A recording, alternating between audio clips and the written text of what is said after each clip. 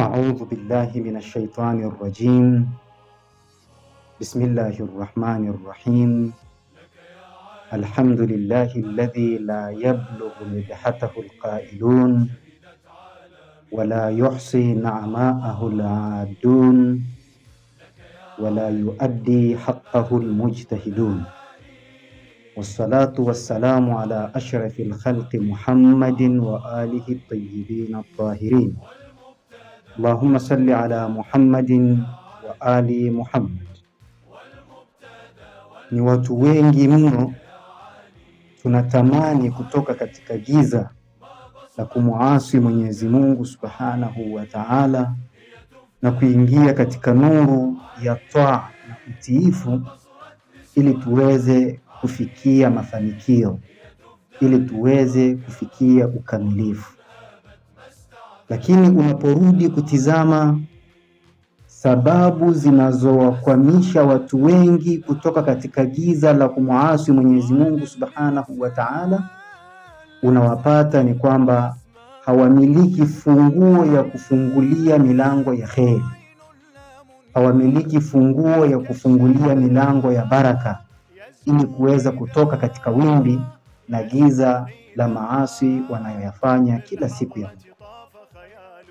Unaporudi kutizama maisha ya kila mmoja mmoja, utapata madhambi wanayoyafanya watu ni madogo madogo na ya kawaida sana, lakini wameshayageuza yamekuwa ni ada ya maisha yao ya kila siku, yamekuwa ni tamaduni na mila ambazo wanazitekeleza kama vitu vya kawaida katika maisha yao. Watu wengi wao wanadhania kurudi kwa Mwenyezi Mungu Subhanahu wa Ta'ala ni kitendo rahisi sana. La hasha, kuna taratibu, kuna ngazi, kuna mazingatio unatakiwa uyafanye, na haya ndio maelekezo ya Mwenyezi Mungu Subhanahu wa Ta'ala.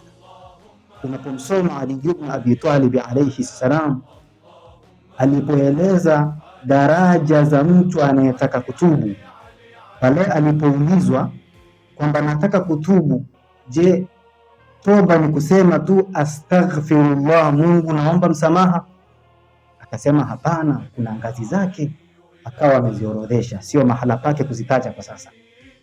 Kadhalika vile vile unapokuwa umeingia kwenye wimbi la maasi, ni mwingi wa madhambi madogo madogo na mengi, huwezi kuwa mwema kwa kuyaacha kwa mkupuo mmoja, kwa sababu utayaacha hayo unayoyafanya, utaingia kwenye mengine ambayo pengine ulikuwa huyafanya.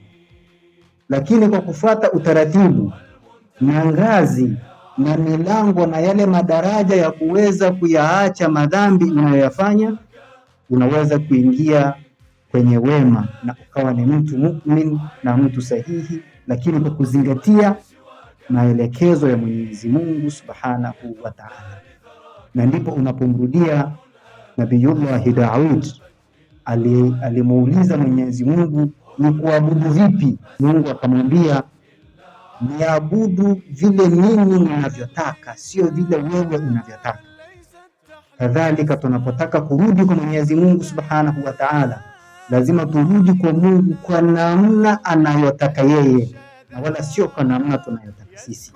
Unapoisoma aya hii tukufu, Mwenyezi Mungu Subhanahu wa Ta'ala anasema in tajtanibu kabaira ma tunhauna anhu nukaffir ankum sayiatikum wa nudkhilkum mudkhalan karima, ikiwa mtayaacha madhambi makubwa makubwa mnayoyafanya ambayo mmekatazwa, basi Mwenyezi Mungu Subhanahu wa Ta'ala atawasamehe madhambi madogo madogo mno. Ili usamehewe ni Mwenyezi Mungu madhambi madogo madogo unayofanya, kuna mlango na kuna funguo unatakiwa uitumie, na funguo hiyo ni kuacha yale madhambi makubwa ambayo Mwenyezi Mungu Subhanahu wa Ta'ala ameyakataza. Akbaru dhunub, madhambi makubwa mno ni yale ambayo Mwenyezi Mungu Subhanahu wa Ta'ala ameahidi kumtia mtu motoni ikiwa atayafanya madhambi hayo.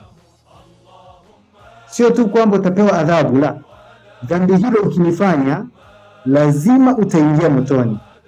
Ili kuyaorodhesha ni mengi, wakasema ni qatlu nafsi almuhtarama, kumuua mtu, kumshirikisha Mwenyezi Mungu, kula mali ya mayatima, kumsingizia mtu mwema kwamba amezini na kadhalika. Ni mengi mno, lakini itutoshe yale madhambi ambayo Mwenyezi Mungu Subhanahu wa Ta'ala ameahidi kumtia mwenye kuyafanya motoni, basi hayo madhambi ndio yanayozingatiwa ni madhambi makubwa.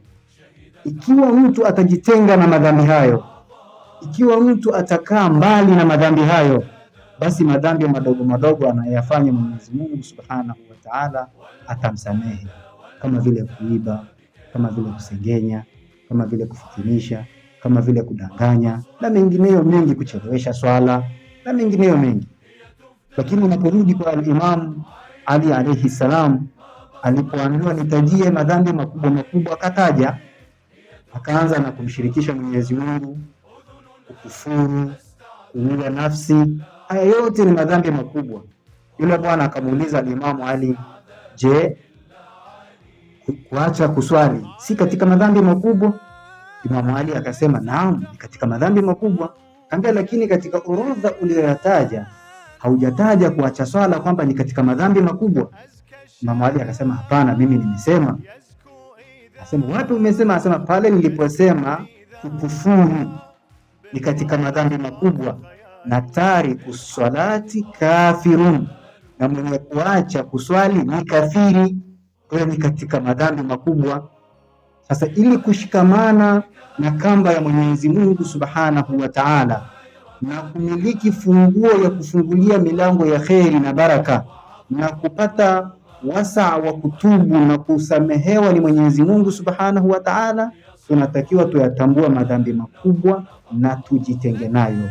Tunatakiwa tuyajue madhambi makubwa na tujikinge nayo. Walhamdulillahi rabbil alamin.